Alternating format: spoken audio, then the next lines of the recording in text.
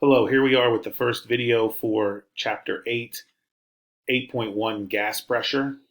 As always, you will see the learning objectives listed here. Please pause the video for a moment to write them down.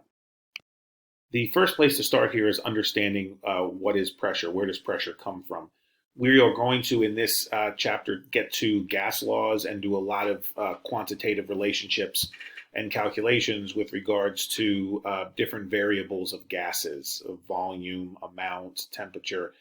To me, if you have a good understanding of what pressure is and where it comes from, those relationships become pretty intuitive.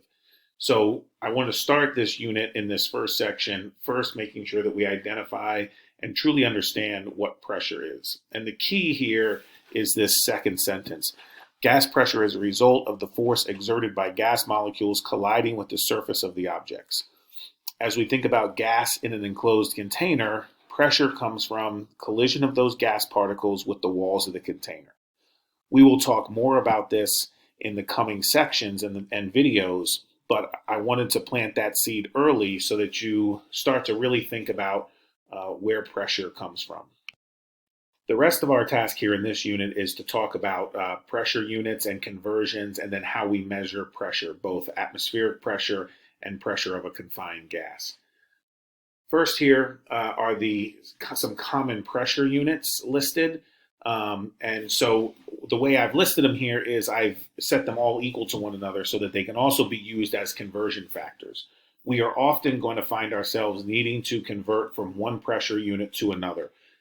Pressure was measured in a certain unit, but other variables or constants required to be in another unit. So I have to become comfortable with these quick conversions. The good news is the same process we've been applying since the beginning of the year, the factor label method, applies here and works really well. So in the first example, if I start with 320 millimeters of mercury, and clearly I want to convert that unit or change it, then I'm going to put millimeters of mercury on the bottom so that the units cancel. If I know how millimeters of mercury and ATM are equal, I can do this in one step, and I do based on the what I've listed here above. So 760 millimeters of mercury equals 760 millimeters of mercury equals 1 ATM. Okay, so get back to my conversion here. 1 ATM is 760 millimeters of mercury.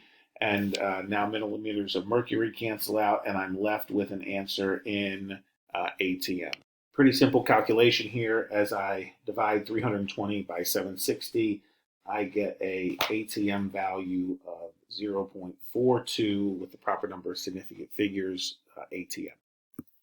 Let's do another one real quick just to make sure we're comfortable. I'm going to get rid of these highlights here because I'm going to have different units to consider in this problem.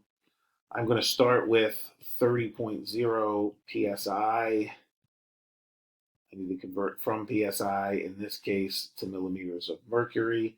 Once again, I can look here and see how those two units are equal. So I'm going to put in 760 millimeters of mercury up top and 14.7 psi on the bottom. Our psi unit cancels out, and I'm left with millimeters of mercury. I do that math, and I get 1550 millimeters of mercury, with 3 significant figures.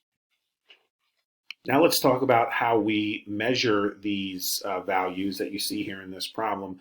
Millimeters of mercury is a common unit for us because mercury is used often in measuring devices like a barometer or a manometer that we're going to see here in a second.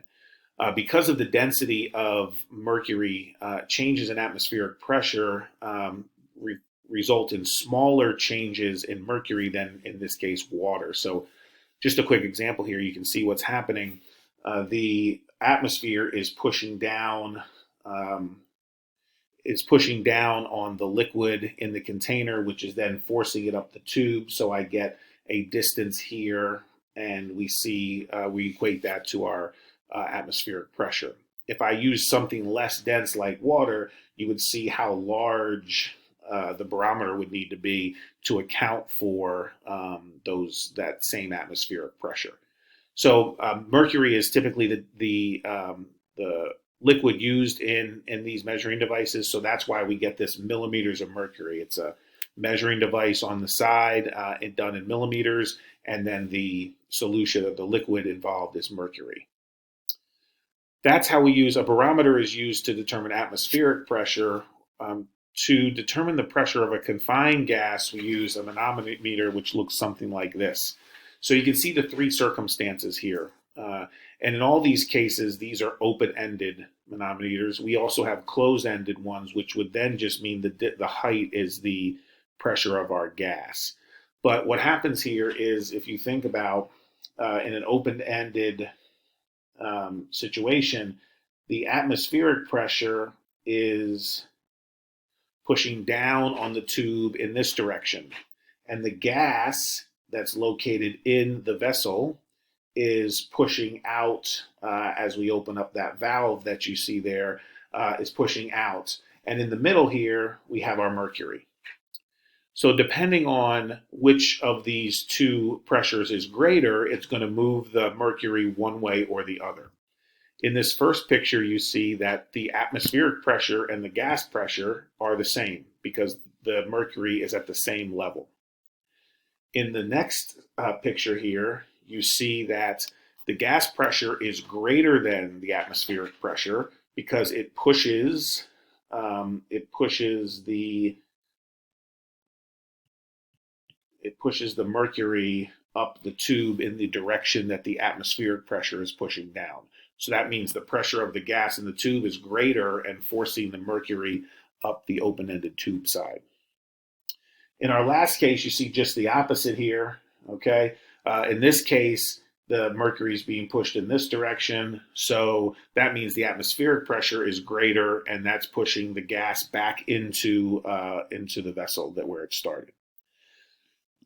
If it's the same here as in the first case, then whatever my atmospheric pressure is, my gas pressure is the same. But moving forward here, you see a pretty simple calculation, whether I add or subtract will get me the pressure of my gas. Okay, so clearly in this first case, the gas pressure is greater than the atmospheric pressure, so whatever that height is, that difference here between the two levels of the mercury, if I add that to my atmospheric pressure, I'll get my gas pressure, and if I subtract it in this second case, then I will get my gas pressure. Let's look at a quick example here so you can better understand what's happening. If you look at the first case, part A here, you see that my height here is the difference between these two values. So 127 minus 84 gives me a height of 43 millimeters of mercury. As you can see, since the gas was pushed in this direction, that means my mercury is pushed in that direction. The gas is greater than the atmospheric pressure. So since they give me the atmospheric pressure of 730, I would just add that height, and I get an atmospheric pressure of 773 millimeters of mercury. Sorry, not atmospheric pressure, gas pressure of 773 millimeters of mercury. In the second example, the difference in my height here of my levels of my mercury is 104 millimeters of mercury.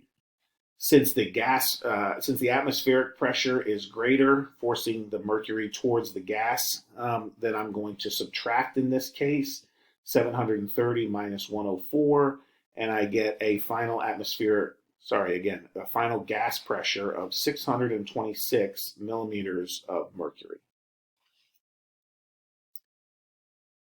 In the final case here, you can see since the levels are the same, that tells me my gas pressure and my atmospheric pressure are the same. So my pressure here equals 730 millimeters of mercury. So that is the type of problem that we would need to be able to do, whether we were given a picture of this type showing the device or if we were given a description of those different levels with respect to the atmospheric pressure. We should be able to identify the pressure of the gas. That does it for this first section of Chapter 8. Again, starting with identifying and understanding the definition of pressure or where it comes from, which is the collision of gas particles with the walls of the container. Then common units for pressure and how to convert through those units, and finally, how to interpret some data collected on a confined gas in a manometer.